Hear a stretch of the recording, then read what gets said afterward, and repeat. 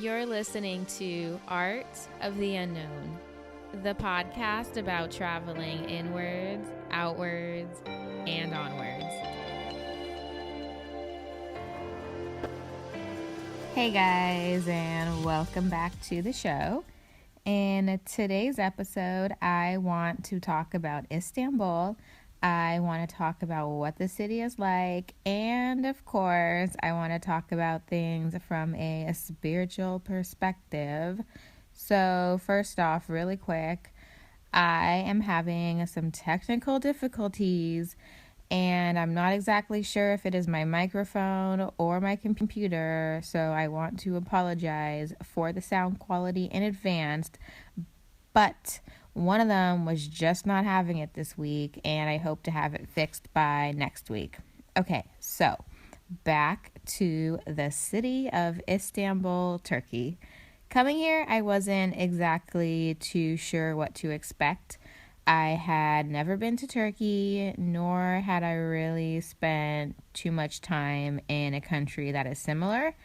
So to me, Turkey is an interesting place because it is divided in so many different ways. You have part of the city on the continent of Europe, and you also have another part on Asia. And the way I see it, the split between continents isn't really just a physical split. It's also a cultural divide as well. It's almost as though Turkey acts as the doorway between the Western world and the Middle East. And this passageway isn't just a bridge between continents, it's also a bridge between ideologies and also ways of living life. So to me, Istanbul seems as if it is kind of teetering between fundamental ideologies and a more modern vision and direction. Istanbul alone has, it has over 3,000 mosques. So it's very clear that both religion and history play a huge role here. But on the opposite side, you also have a very modern and forward-moving country, and I think that is reflected in the way people live their lives, the technology you see here, people's styles, the buildings, the malls. To me, all of that is a representation of kind of the modern world that we all live in. But in a way, the country is still being gently but firmly being pulled back to its fundamental roots. So the most prominent display of this division between old and new is going to be seen mostly in the architecture of the city. So just by roaming around the city, you are going to see a lot of mosques and some that are still being built. And it's almost as though they are being built at the same rate as all of the other new skyscrapers that are being built constantly in the city. So you have the mosque, which represent the fundamental part of the culture, right side along all of the skyscrapers that, in my mind, represent the more modern view or modern side of the country. So you have these two completely different types of buildings being built right next to each other, and I find that very interesting because it is also a visual representation of the current state of the country. So Istanbul is a pretty big city, not just because of its population, but also because of how spread out it is. It's on two different continents, it's divided by multiple bodies of water, and it even has islands. So there's a lot of different areas to explore, and if you don't know where you are going, you can easily get lost. It could also feel a little bit overwhelming, maybe, just because everyone is constantly on the move and people are just a little bit impatient. So if you don't move, they're going to make sure you move for you, okay? That is for sure. So you can definitely easily get lost, and you can get lost in a lot of different ways. And I think that is part of the charm of the city. Sometimes I don't exactly know which direction I'm going, and I think the city is actually in the same boat as me. You can go down different alleyways, different avenues, all these different directions, and it's just generally not too organized. But my favorite thing about the country so far is definitely the people. They are a little bit different than any other culture that I've experienced thus far. I find them to be really funny, while at the same time just a little bit spunky. They have a good sense of humor and also I think, a really funny personality. A little impatient, just a little bit. But overall, really nice people, and every time I venture off, I always have a good experience. There was also this one time I was taking the bus, and it really just stood out to me. I was standing there, and this lady just randomly offers me her seat, and I've never had a woman offer me her seat. It's always usually been a man, and for some reason that experience just kind of stuck with me, just because I felt just so authentically nice. So the experience that you're going to have here is not only going to depend what you're looking for, but it's also kind of going to depend on what you're seeing. So the past month or so, I felt it has been a very easy and smooth transition.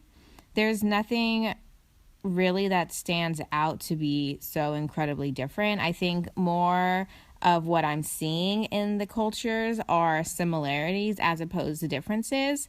And the only thing that I really had to get used to was seeing women wearing their headscarves and traditional wear.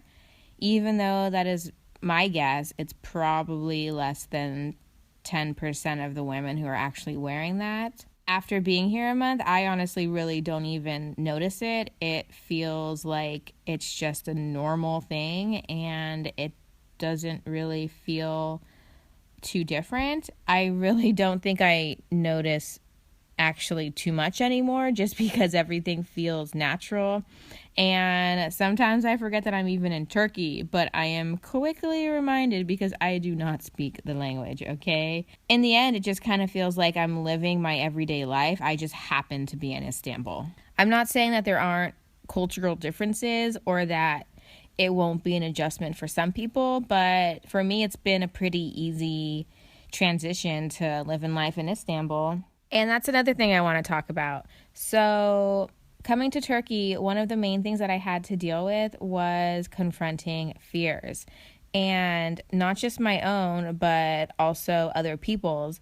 I wasn't really skeptical about coming to Turkey until, of course, the few months before I was actually supposed to arrive. It seemed like every time I saw Turkey on the news, I became just a little bit more afraid. Turkey appeared to be in a very unstable and unsafe place, and it's understandable because they did have that whole airport bombing. The coup also happened right before I came. That whole ISIS and Syria thing. So, I mean, it's a little bit understandable to why people would be skeptical about coming here. But after being here the past month, I have not seen anything. I have not experienced anything, and I have not felt anything that would any way, shape, or form inform me that this is not a safe country to be in. And I'm not saying that Istanbul or Turkey is 100% safe. No.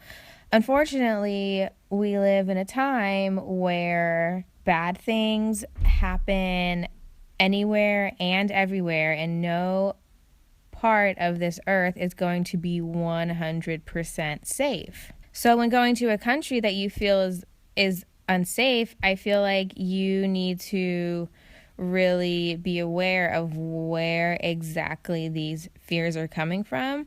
And for me, the fear was coming only from the media and also from other people because they were also watching the media. And if you had talked to anyone who had been in Turkey or lives in Turkey, they would tell you that it's fine. But no, of course, we are just in a way almost brainwashed to fear what we don't know, basically. So I'm really glad that I took this little leap to come to Turkey. And I know that if I hadn't done it, I definitely would not have had these experiences that I had.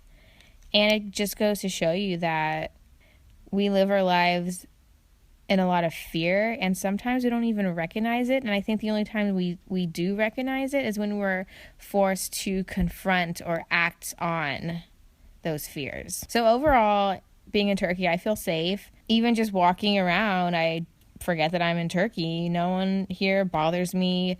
No one really talks to me. No one tries to sell me anything, unless of course you're going to go to like the Grand Bazaar or like a really condensed shopping area. Then in that case, you're just asking for it. But I still think that's fun. So I hope that gives you a little bit of a better idea of what Istanbul is like. I know I'm not really too great at explaining things visually. I am going to be making a video soon, so hopefully that'll give you a better idea of what the city actually looks like. But that was kind of a surface level explanation. So now it's time to go just a little bit deeper and talk about some hippie shit. Okay, so like I said before, I wasn't exactly sure what to expect from Istanbul or from Turkey. And I really tried to come into this whole situation and this whole travel thing with a completely open mind and try not to really expect anything. So it took me a little while to completely understand the energy that I was really feeling while I was in Istanbul. And now that I've been here a while, it's starting to really make sense. So a few episodes back, I believe episode 6, I talked about how your outside world is a reflection of your inside world. And I can definitely see that in Istanbul. And just like I mentioned, the city, in my view, is kind of trying to move forward, but also being pulled back in the opposite direction because of the past. And I think that's exactly what is happening internally with me. I've been trying to move forward. I've been trying to grow, and I've been trying to expand myself and who I am as a person. But there are still parts of me that are stuck in the past. And while I'm trying to move forward, they are just pulling me backwards. And yes, there are things that I still have not dealt with that are slowing down my process. And I am trying to understand them and face them and ultimately release them. But also, there are things that I don't even know that are stopping me. There are parts of me that I don't even know are still held in the past. And if I don't know what they are, how am I supposed to release them and move the fuck on? So I think coming to Turkey was a very important and necessary part of this whole little journey thing, is because it's literally showing me that I am trying to move forward, but there are parts that are stuck in the past. And being here is making it very, very obvious. So the city has become a visual representation of what is going on internally. But coming here, the energy that I've experienced, it has become, in a way, a spiritual sign that is pointing me in the direction that I need to go. So if I can sum up the energy of Istanbul in one word, that word would be healing. So since I arrived, Istanbul has been pulling me back to the earth. And I wasn't exactly sure why it was doing that, because I mean, in general, Istanbul isn't really the place you would go if you're looking for Mother Earth or if you're looking for nature, because it's a big city, okay? So I've been feeling these this energetic pull back to the earth. But I think what it was me being pulled back to a sense of foundation and a sense of grounding and a sense of belonging. And the energy has just been making itself very obvious that the thing that I need to fix is going to have to start on not just the physical level, but also I'm going to need to do some groundwork, because it all started to come together. Istanbul is the place that I need to work on my root chakra. And if I even had to pick a color for the city, it would be red. And it's all making sense because ever since I started and ever since I came here, it's been showing me different ways and different avenues of healing in terms of not just the body, but spiritually, and finding that sense of that foundation that we all need.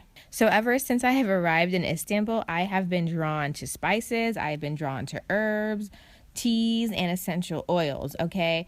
So with that being said, I feel like in a way it's kind of Istanbul showing me the path that I need to go down, and that path is one of not just healing physically, but also spiritually. The healing culture in Turkey is very different than back home.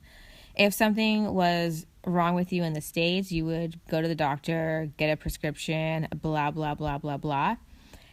But here, if there's something wrong with you, people are more aware of the healing properties of plants and of the earth, okay? There are a lot of different spices available, a lot of different oil shops, and I have had no problem finding anything of the sort that I need in those categories. So aside from finding anything specific, people are also more generally aware of what plant and what herb and what remedy will do what for you. For example, you can go into a shop and you can ask them, what do you have for anxiety? And they're like, oh, you should try this tea or this oil or maybe this mixture, or maybe what do you have for digestion? Oh, here, rub some fennel oil on your stomach, or here, chew these fennel seeds, stuff like that. They have a better understanding of more medicinal uses for plants than I think we have back home.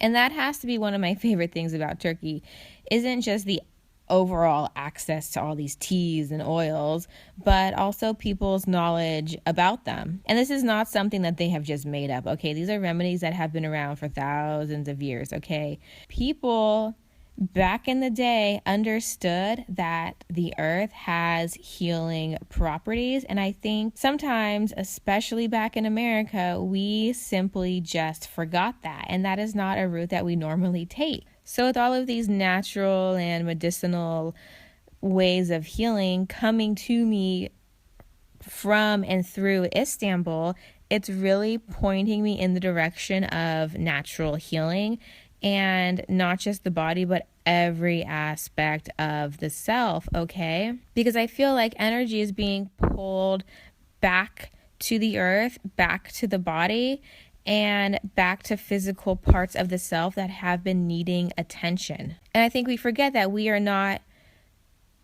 just people living in these bodies, but these bodies are actually a product of the earth, and that is where we came from. And I think if we forget that connection, then we're not going to be able to live in an ultimate state of health and generally just thrive. So I really hope what I'm saying about Istanbul is making sense. It is in my mind, a very healing place, and that is being shown to me through all of these medicinal plants and remedies that they have to offer.